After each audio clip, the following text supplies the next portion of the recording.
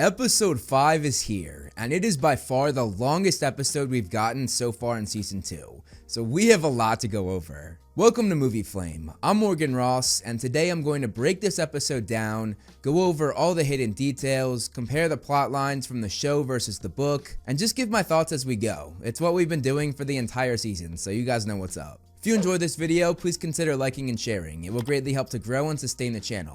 And if you like what you see, hit that subscribe button, and you can also follow me on all of my other social media pages, all of which are linked down below, and all of which house similar content that I make here on this channel. Now, let's get into it. This episode is called We Check Into Cece's Spa and Resort, which is a title taken right from chapter 12 of the Sea of Monsters book. However, this episode actually combines both chapter 12 as well as chapter 13, which is called Annabeth Tries to Swim Home, which is all about the sirens. The show actually morphed these two chapters together though, and put two entirely different plot lines into one story, which I thought was interesting. I was definitely curious how this episode would start, given how the last one ended in the middle of the action. In the book, Percy woke up on a boat with Annabeth, but the show decided to take us right to Cece's island. Right away, we meet Hilla, who might seem like a minor character here, but later on in the Riordan universe, she plays a major role in the story. In the sequel series Heroes of Olympus, we meet both Hilla and her sister Reyna,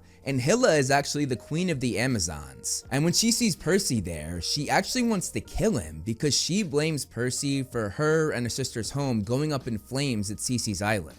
If this show ever does make it to a Heroes of Olympus series, which I really hope it does, it's cool to know that we already have Hilla cast. This episode completely changed Cece or Cersei's character from the book. In the book, she was obsessed with women and hated men. She would bring women into her spa and grant them a home away from men because whenever a man showed up to the island, she would just turn them into guinea pigs. However, her bias against men is completely gone in the show, which I think has to do with the times we're in today. I would not be surprised if Rick Riordan himself was behind this change, much like he changed Clarice's army from all Confederates to soldiers of all different time periods and armies. Instead, they altered Cersei's storyline, making her a demigod trainer who prepared them to face and get past the sirens. At least as it appears on the surface. But really, they turned her into someone who felt left behind and forgotten. So she not necessarily traps, but tricks people into staying on her island longer so she doesn't feel so alone. And I think by including the fact that her fatal flaw is helping people really assisted in selling this plotline for me and almost made Cersei a relatable character. Especially during her conversation with Percy when he relates to her about having friends. I just remember what it was like to not have any friends, so I get why you want to keep people here. Fatal flaws were a big topic of discussion for this episode, which makes sense seeing as this section of the book is where fatal flaws are really explored for the first time. In the book, Annabeth finds out what her fatal flaw is when she faces the sirens, and she learns that it's hubris or pride. And we did learn that that was Annabeth's fatal flaw in the episode. However, I dislike the fact that Annabeth already knew what it was and just said it with a one-off line. My fatal flaw is pride. It was on my first progress report at Camp Haplet. I always really loved the dramatic and emotional way in which Annabeth learned this in the novel. So to have her just say that she learned it years ago in a progress report and say it so dismissively was a bit disappointing for me. However, I will shout out the writers because I did enjoy that one line that they wrote where Annabeth basically said that she was proud that her fatal flaw was pride. And you know what? I was proud of it. I just thought that was a very unironic thing to say. The way this episode explored Percy's fatal flaw though was perfect to me. The mirror scene was so well done. I love how they flash back to previous scenes in the show, including scenes from not just season 2, but season 1 as well. He's with me! Percy! We're all getting out of here together. Percy, no! Percy, stand up. I mean it. It's okay. I'm okay. It was a very creative way in showing us that loyalty was Percy's fatal flaw without actually having to come out and say it, which shows great writing. But most of all, I really enjoyed Percy's reaction to this, as he realizes just how fatal this fatal flaw can be. What if we get there and I have to choose between saving Grover and saving Camp? Or saving Grover and saving you? My flaw isn't just fatal to me. I burn it all down. I thought the idea of seeing another demigod face the sirens was intriguing, and when they devoured him, it was a lot more intense than I thought it would be. The sound of them ripping him apart sent chills down my spine. Hearing Cersei talk crap on Odysseus as well as Homer, the author of the Odyssey, was a funny detail. You're Homer fans, I take it. That man has gotten more demigods killed. Because the Odyssey doesn't really paint her in the best light, having turned Odysseus and his men into pigs. And that's one of the funniest things that I think Rick ever did, because as said in the Odyssey, she turned them into pigs, but then in his story, he had her turn them into guinea pigs. Getting to see a story expansion on Clarice and Grover was amazing, and a great way to really beef the season up, because as I've said in previous videos, this is the shortest book in the series, so it definitely needed some more meat to it, and so far, everything that they've added has been extremely entertaining, and for the most part, pretty book accurate. In the book, the first time we see Clarice after the explosion is when she's already caught by Polyphemus and hanging in the cave, so getting a whole story outside of that was really enjoyable. When we first see Grover, we hear him humming the song that he sang from season 1.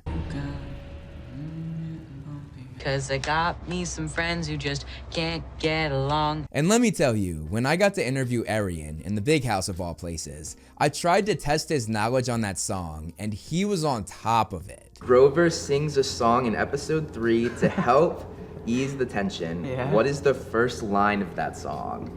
Oh god, I'm never gonna forget it. Oh golly, the road's getting bumpy because we got me some friends who just can't get along. Seeing Clarice and Grover together gave us an interesting dynamic that we don't see a lot, but I thought it was a great duo for a situation like this. Clarice's immediate reaction to Grover was hilarious.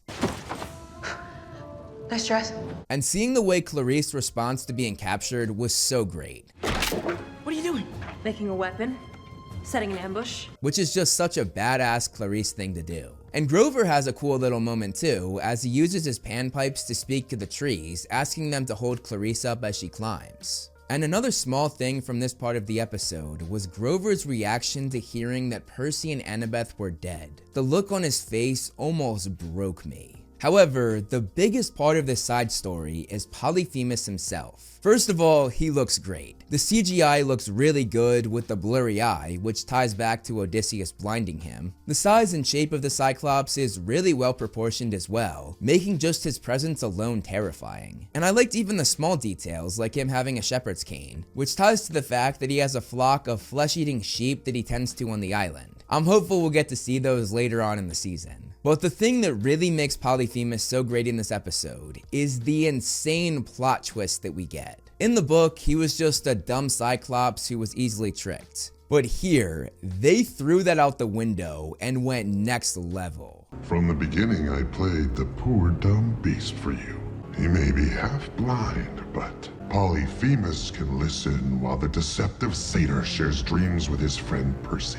This change had me shook, because obviously, as a book reader, I had no idea that this was going to happen. Changes like this make longtime fans of the book still have those oh shit moments when watching the show, which I think keeps it fresh for any and all fans watching, whether you're heavily into the books or have never read them. Getting back to Cersei's island though, I have to say, one thing that made me laugh was the first time that she used magic. Nice trick. For some reason, there's no sound effect, there's no special effects added. It's literally just someone tossing the actress a book. And they were like, alright, that's good, nothing else needs to be added. Like, I feel like they could have dipped into the budget a tiny bit more for that. Especially because this was the first time we saw her use magic, and that becomes very important at the end of the episode. Earlier, I mentioned how they removed Cersei's dislike for men, but I was so glad that they were still able to incorporate turning Percy into a guinea pig. I thought it was a cool detail that she blew the transformation magic on Percy, because in the book, she simply tricked him into drinking something. This just seemed a lot more theatrical, and I really liked it. Then at the end of the scene, when they panned up to the guinea pig standing on the ledge, I got so hyped because I knew exactly who that was. And I just love the reveal of his name later on. It was another thing really well executed. Call me Blackbeard.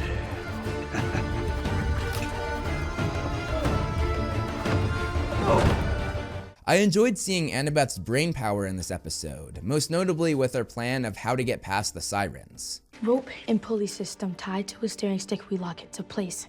My dagger is attached to this winch, which rotates on a timer. This episode also showed off Percy's brain power, as he was smart enough to use the water to signal to Annabeth that it was him in the cage. And I was so glad that they kept the detail of Annabeth using the multivitamins to get Percy back in his human form. Then we have to talk about the siren scene. First of all, the sirens themselves look great. I love how they're made of rock and moss and are kind of an extension of the island itself. However, this scene is unrecognizable from the scene in the book, which was actually one of my favorite parts of the Sea of Monsters novel. Just to break down the scene for the book for you, Annabeth actually wants to hear the sirens because they tell you the truth about yourself, which makes you wiser. So, Percy allows her to do this, but ties her up so she can't leave the boat. Percy then plugs his ears so he can't hear it, but moments later, he realizes that Annabeth was gone and swimming toward the sirens. He jumps in after her, and he sees her vision. Her vision is a picnic in a city that Annabeth clearly designed. The show hasn't really covered that much yet, but Annabeth is obsessed with architecture and wants to be an architect. But sitting at this picnic is her mother and father back together after being divorced, and they're sitting with a reformed Luke. While I love that moment in the book, I've got to say, the way they put this scene together in the show was really captivating. I don't know if I like it better than the book, but I like it probably just as much. The music that plays as the sirens draw Annabeth in was haunting. One thing I found silly though was the fact that Percy is screaming after Annabeth. Annabeth, no! And he lets her get all the way to the island. Like, look how far this is. But it's not until she's pretty much made it to the sirens that he decides to cut the ropes with Riptide to go after her. Like, he could have done that 10 minutes before she reached the island, or even before she got off the boat. Well, that's just a silly nitpick, it doesn't really matter. On a more serious note though, looking at the vision itself, it still involves Luke, but taking the place of Annabeth's parents are Percy and Grover, which is fitting for the show seeing as we know nothing about Annabeth's parents to this point. It was then pretty exciting as she took them down. However, if that was all the vision was, it would have been good, not great, and pretty predictable. However, as it kept going, well, do you know what? I'm just gonna play you my live reaction because I think that says it all. Oh, who is that? Percy? Who is that? Oh, it's Athena! Oh! Let's go! No! Oh, dude, you're joking. Oh, Percy to the rescue at least. Well, god damn, dude, that's crazy. My heart's beating, man. My heart's beating. Oh my god. That was, honest to God, an insane sequence. I also thought it was a great detail to go past the graveyard of ships, boats, submarines, and even a plane, showing us how many victims the sirens have taken, and how lucky Percy and Annabeth are that they got away from them. The ending scene has some great dialogue that really tied the episode together. Annabeth talking about her mother was something brought up earlier in the episode when she was distracting Cersei. I've only seen Athena a couple times in my life. Thought I was okay with that until I met Percy. His mom was always there for him. Sometimes I wonder what that would be like. And then obviously the whole siren scene expanded on that even more. And now in this final scene, it really drives that emotional part of Annabeth's character arc home. Bring everyone together and then my mother would... That's human.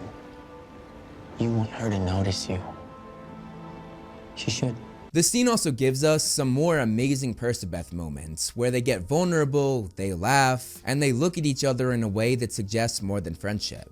And the episode ends with Percy using his sea powers to know that they finally made it to the coordinates they learned about all the way back in the first episode. 30, 31, 75, 12. We're here. Overall, this was a solid episode. I think Cersei's part in the story wasn't as interesting as I had hoped. I know it probably had to be changed, but I did enjoy the Cersei from the book whose motivation was to hate men and love women. I do appreciate the switch they made and how they made it though, because I think her new motivations were compelling as well. With combining the two chapters, I think the combination of Cersei's Island and the Sirens could have been a little more fleshed out because I felt it had a lot more potential. But I of course understand the time restraint, especially because this is already the longest episode of the season so far. But most of my nitpicks were pushed aside when it came time for the crazy parts of this episode. because let me tell you, this episode was crazy. The Polyphemus plot twist was jaw-dropping. Cersei using her magic to take the wax at the last second had me shook, and the siren scene was just next level cardiac arrest. So far this season, I've been rating every episode out of 10, so I'm of course going to do it for this one as well. I'm going to give this episode a 9 out of 10. I almost gave it an 8.5 because there were a lot of silly and easily nitpicky moments, more than any other episode so far for me. But those crazy and insane scenes that had my jaw on the floor made me push it up a bit. So yeah, it's getting a 9 out of 10. And here you can see how this rating compares to the ratings I gave for the previous 4 episodes as well. If you haven't seen my videos on the other episodes in this season, you can click either this playlist right here with all of the episodes for both seasons 1 and 2, or click this video for last week's episode breakdown. That's all I have for you guys today though. I hope everyone has an amazing New Year's, and I'll see you next year in 2026 for episode 6.